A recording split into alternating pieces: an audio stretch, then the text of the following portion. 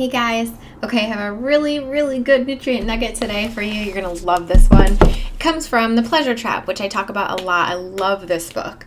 Mastering the hidden force that undermines health and happiness in all aspects, but mostly in food. I'm going to put a link for this book down below. This is written by Dr. Doug Lisle and Alan Goldhammer, who are the masterminds behind the True North Health Center in California. Very cool place. Check it out. Check out the book. You'll love this. Here we go. This comes from page 102, Preparing for Integrity. So this is all about how do we get over that challenge of other people who don't accept our lifestyle, okay? Your health-promoting behavior will cause two types of people a good deal of consternation, and these people will often attempt to relieve their own psychological discomfort by pressuring you to change. These two types are best managed quite differently. We refer to these as the misinformed and the irritated, and you need to be well prepared for both. We're just going to talk about the misinformed today. So social problem number 1, managing the misinformed. The first type are the people who know very little about health. These are the misinformed.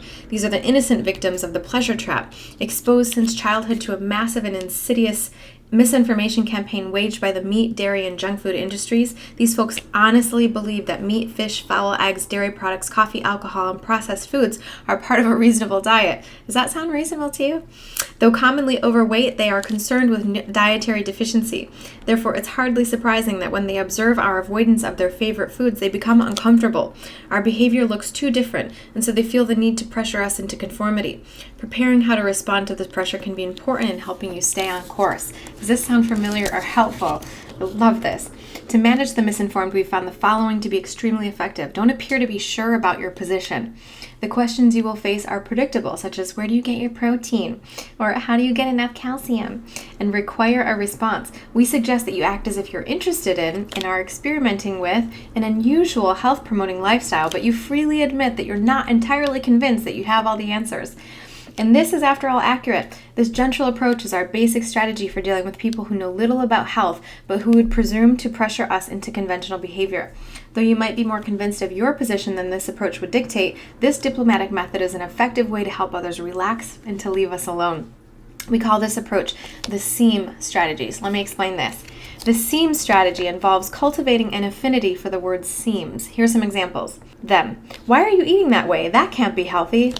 That's what I used to think, but it seems to be working for me right now. I read a couple of books that said this might be a good direction for me, and that it seemed to make some sense. So they say, but you don't need meat and milk. It has important stuff in it. And you say, I was concerned about that, but not so much anymore. My doctor says I'm probably getting everything I need. He says this seems to make some sense to him, and that I might as well stick with it as long as it seems to be working for me. They say, well, I know that I need meat. I can't live without steak. And you say, this way of eating may not be right for everyone, but it seems to be working for me, so I'm planning to stick with it for so long as I continue to feel good. This diplomatic approach to what you say can allow you much greater latitude despite how you may act.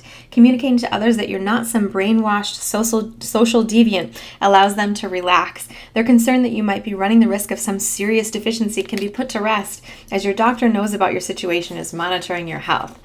Better still, you are clearly open to change, so should change become necessary. Therefore, they need not feel any anxiety or responsibility for re-educating you about the importance of the 4 food groups. In addition, your comment that this might not be right for everyone takes them off the proverbial hook. You're clearly not prescribing for everyone or judging their dietary choices. Although they're still unlikely to be uncomfortable about your behavior, their need to exert social pressure on you to conform will be reduced by this strategy. Used with humility, this simple response can make any intrusive cross-examination an easy matter to negotiate. And this is a very good thing, because standing up to the societal pressure from the misinformed is almost trivial when compared to the management of our second problem group, the irritated, which we'll get into at another time.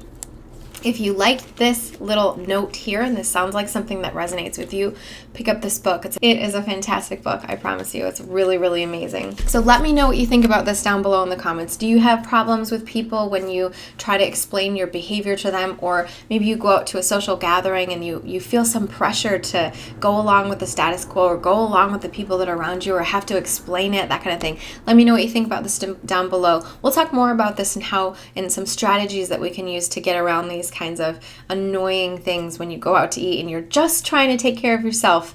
You're not trying to change anyone else. You just want to eat healthy. We'll talk more about this as we go. So If you like this video, please let me know by liking, commenting, and subscribing to my YouTube channel. Those are the 3 ways that you can show me that you appreciate this video. Also, just make sure you let me. By the way, I have a 9-day oatmeal breakfast boot camp that will help you eat even healthier along this lifestyle path. You might enjoy it. It's got great recipes in it. It's a 9-day boot camp with 9 recipes, but there's actually 2 bonus recipes too. So check that out. That might be interesting to you. There's a link for that down below.